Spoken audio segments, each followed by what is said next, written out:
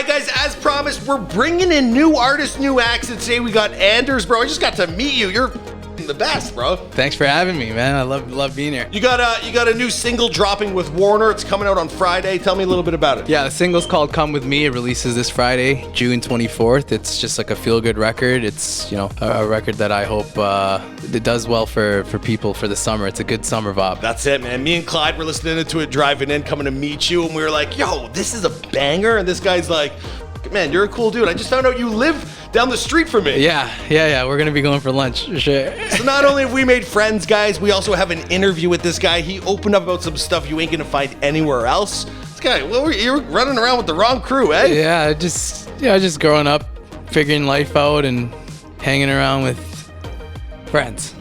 I don't know about those guys. And of course, he's revealing all this stuff because he's sitting down with Before They're Famous, and that's what we do. We get into the nitty gritty. We find out what these stars went through to get to where they are today. And we're just so happy to have met you guys. Be sure to stay tuned. Check out the links down below for all the content coming. And bro, thanks for coming in. Thanks for having me. Pleasure's mine. All right, ladies and gentlemen, welcome back to another edition of Famous Interviews on Before They Were Famous. My name is Clyde Smith, and today, man, I am excited for today. We've got a very, very special guest in the building, a man that I feel really needs no introduction. I mean, Juno nominated, 300 million plus streams, formerly independent, now signed to Warner Music. Anders is in the building. What up? Anders, how you doing, man? Good, man. Thanks for having me. Thank you for coming, man. I know you're a busy guy. You're a popular guy these days, so I appreciate you coming through. So just wanted to talk about a few things. You got a new single coming out, Come With Me. You got a tour coming. Excited about all that? Yeah, Come With Me. It's the next one coming out, first single partnered with Warner. So I'm excited about that, and then tour all of July. Canadian tour. If anything, you know what? Let's start there because you kind of have this really interesting come up story, where you were independent and you were faceless, for a bit, where people didn't really even know like what you looked like, and now there's an evolution of sound. Your shows are getting bigger and stuff. So like, I just kind of want to know, what was your thought process between getting a record deal? Was that something that was a goal of yours always, or what was your thought process behind that? I mean, being independent was always, it was a choice. Like, I had the opportunity in the past to do deals, but being independent just made the most sense. Yeah. And then, now at this point in my career, I just felt like that the right move was to partner up and really take things to the next level. And you know what I mean? It's obviously possible independent, but yeah. With the right partner, it's just that much, better. And Warner ended up being like that. Yeah, I felt good about. They restructured there, and I felt good about their new team. And yeah, that's amazing too. You also hear horror stories these days about artists and labels and the relationship. So I think that's something artists shouldn't always. It shouldn't be like a blanket for all artists. Record labels can really be beneficial given the situation. But like I said, you've got a very interesting come up story. Did a lot of research and stuff about you leading up to this. At one point you said that starting music was kind of your way of keeping yourself out of trouble. So before music, before you were releasing, what was life for you? This is Before They're Famous, people want to know before the fame what that was like. Well, long story short, I got arrested and charged with possession, trafficking, and all that shit. So making music was just a way of finding something safer and better to do with my time. That was, equally as rewarding. Did you have a moment though where you come from that, then you're releasing music, you're getting streams, you're doing shows. Did you ever have a moment where you were like, I made it? Or did you have that moment beforehand and think hey, once I can buy this car or this house, then I've made it, Do you have that in your head? Not that I've made it. I definitely have that I always want to, that I'm aiming to achieve or obtain, but I'm never in a I made it mentality. You can give me, $200 million tomorrow, and I'd be like, hey, how do I get it? 800, how do I get $1 billion? I'm not thinking, I don't think it ever stops. Yeah. So you can't be bought. You don't have that. No, and that's the reason. That's the reason why I stayed independent for so long. Yeah. Because it's not like you couldn't entice me with an amount of money. I know how to make money. That's not why I needed, a partnership with somebody. You know what I mean? So that's never the reason. That's the reason why I was able to maintain independence. Maybe looking in the future and stuff like that, you were nominated for multiple Junos this past year and before. You won the SoCan Dance Music Award. Do you have any other like award aspirations? And like, I don't know, some people have like an acceptance speech planned in advance and stuff. Like, is that something that's in your head a lot too? Like awards? I have no speech planned. No? At all. It's gonna be off the dome, just a freestyle? Yeah, literally. If it ever happens, I'd just go up there. But yeah, I mean, SoCan Award was cool. I as crazy as it sounds, I'm not a huge, like, I don't care for accolades. I respect that. I think that comes across too, and like why you find a middle ground like with your fan base and stuff like that. I think that authenticity is. It's nice present. to have. It's good to be appreciated and recognized, but like I wouldn't lose sleep if I didn't get it. I want to talk about the place that we're from. I want to talk about Toronto. I want to talk about the sound, the Toronto sound, if anything. A lot of people describe it as this, melodic thing, typical 40 production things, underwater, it sounds like that. Do you feel like there's a Toronto sound, and do you feel like you contribute to it or adhere to it? I mean, the sound you're describing, I think it's like we were obviously known for that as a city for a certain period of time. I think we've kind of evolved from that. Yeah. Like, it's not that anymore. I'd like to think I contribute to it just because I'm from here.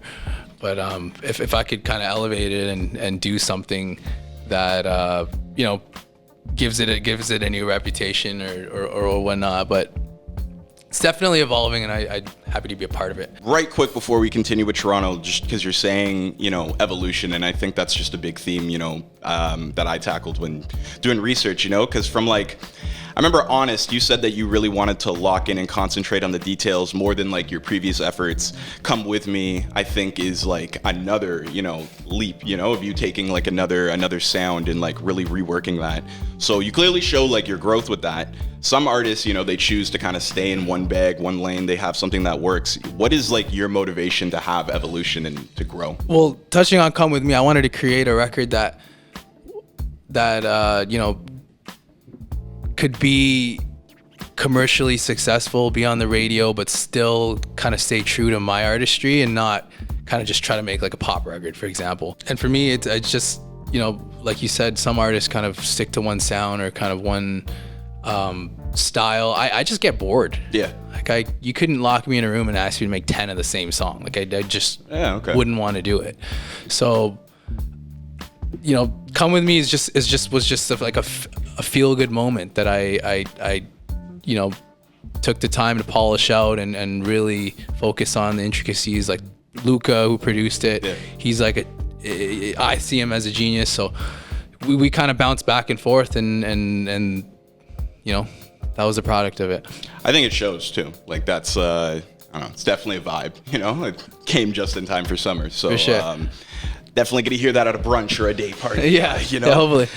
Speaking of brunch and day parties, let's talk about Toronto women for a second here, because I do podcasts and stuff, and there's a lot of talk about Toronto women. I see NBA players, big rappers. They do interviews, and they always have a lot of good things to say about Toronto, specifically because of the women. Now, I got Anders in the building. I got Anders in front of me. Now, I know this is a man that's been around, traveled. I'm not putting anything on him like that. You've been around the globe. You've been around women that aren't from Toronto. Are Toronto women really as elite as they're described to be? There's pretty women all over the world. Every city you go to, there's going to be, good-looking, attractive people. In Toronto, you kind of know where they'll be, though. Okay. Like in Toronto, if you go on like King Street on like this night, you're gonna see girls. Like, you know what I mean? Yeah. So I think that's why people say Toronto, because you bring anyone to Toronto, anyone's in town. Okay, come to King Street on a Friday night, you're gonna see girls, and then they're just like, oh shit, there's girls everywhere. But it's like you're not walking around on a Wednesday in a random place. You know what I mean? Like, you know where they are. Yeah. Anders knows where they are. They're at Harbor 60. Still, just on the topic of the city and shifting back towards, like, the music. Sorry, this will be a little long-winded, but there's a lot of talk about the dynamic regarding creatives, between the lack of infrastructure, people not supporting each other, or you need to make it in America before being taken seriously. While there's also the inverse, there's people saying, people are looking for a handout, and expecting support. You need to put something into this city before getting something out of it. And the convo can get a little heated sometimes. And as somebody who's like, really done it and taken things to another level, how do you weigh in on that conversation? Numbers don't lie. Like our population is, the size of California. So in terms of, having to make it in America, I think that just more means like if you make it in Canada, you're only so big. Yeah. Because like, we have 30 something million people, I think. And like I said, the state of California's got more than that. So I think that's where the kind of, the idea that you got to make it in America, because just making it in Canada just doesn't really cut it if you're trying to really, really be internationally known. Yeah. Okay. So it's more of like a population like sort of thing. Yeah, and just numbers, and just like the respect behind, the biggest artists in the world are from Canada, but they're not the biggest artists in the world because they were just like great in Canada. They were great everywhere. But I'm also just like sort of speaking to also this like Toronto mentality though too, of people like not really supporting like each other, and like people waiting for other people to get big before like they're ready to be like, oh, like that guy. Did you ever experience that, or like was it always love? I love my fan base. A lot of them have been with me from the beginning. There's always the people that don't want to support something that's not already doing well or popping. So those people will always come, but I've been blessed with a good fan base. You navigate that well, that inevitable negativity when you're for making sure. waves, right? Is there any people from the city that you'd want to work with that you haven't? Obviously, all of the greats from the city. Party Next Door is a huge inspiration. He's from Mississauga. I'm from there too, so I'd love to just get something done with him. Yeah. That'd be a vibe. I could see that. Yeah. Doing Party. Yeah. There's been something you've spoke about in other interviews too, so I don't want to ask it the same way I feel like it's been asked to you. But, is your background, your culture and ethnicity, something that you heavily take into consideration when setting goals, making big career decisions, creating and branding? Like, do you feel like there's a responsibility that you have? Because political climates can change and stuff like that too. And from when you first started to now, 2022, has your perspective shifted on that at all? In the beginning, it wasn't really like a priority for me to push anything about being Asian.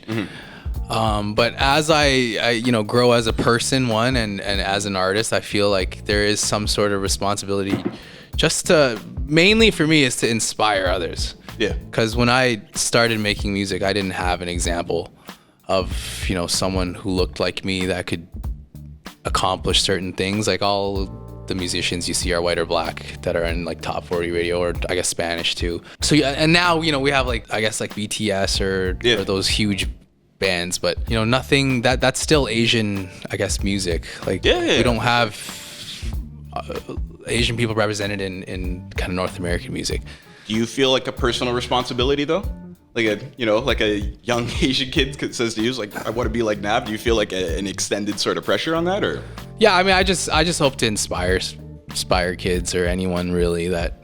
Okay. Even if you're not Asian, just someone that just looks at me and say, hey, look, if this guy can do something, like we can do it too. Yeah, I think representation is really important. So I think for sure, I think that's great. Having that perspective, not overdoing it, and then not like I think I'm not here to like I don't have like a bone to pick with the world. Like you don't show love to Asians or something. Like I just I am who I am, and I do what I do, and I just hope that can help people along the way. Seeing you were inspired by Jin, on those Freestyle Fridays. Yeah. Well, not like it's just like. That's the only guy I knew. I didn't know anyone else. Full disclosure, that was the first person I saw that made me want to rap too. Like I literally I remember being like 7 years old, like just like first learning how to use the internet and like just finding Jin. He's the only guy I knew, Asian guy like that, and he's not even here. He went to Asia and is like a star in Asia. Yeah, he's a big deal over there. Yeah. One more thing I just wanted to talk about music. Especially after seeing Drake, release this departure from his typical sound. Would you ever see yourself making a clear departure from your typical sound to maybe do an experimental project or? 100%. Yeah? 1,000,000%. Yeah. Do a country album or something? I don't know. House? Maybe country. I don't know. But I like that'd be a vibe. I like making music that feels good. So hey, if one day it's country, maybe it's country. Could be a vibe. Maybe a country Anders joint. So you have Warner. I don't want to close any doors. So of course. But thank you so much, Anders. And I just want to wrap things up with our speed round.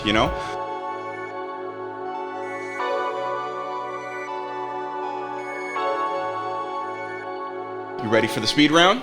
Let's do it. All right, Anders, let's get it popping. Now, my favorite artist out right now is Future. A deal breaker for me and its significant other is if they Unhygienic. Toronto women are very good at Going to Harbor 60. One thing people don't know about Anders that I wish they did was That they know nothing about me. something I never leave the house without is I don't think I could say it. my biggest inspiration to create comes from Lifestyle. somebody who could use a big punch in the face right about now is I don't know. I'm a pretty passive guy. I don't want to punch anyone in the face. okay. If I could collaborate with any artist dead or alive, it would be Ooh. I can't answer this one. That's hard. That's like a can never answer question. and if I could tell my ex one thing right now, it would be Your loss. Anders, thank you so much. Coming through. Appreciate you, man. Harbor 60. Harbor 60. That was a great answer. Yeah, I rate that. Yeah.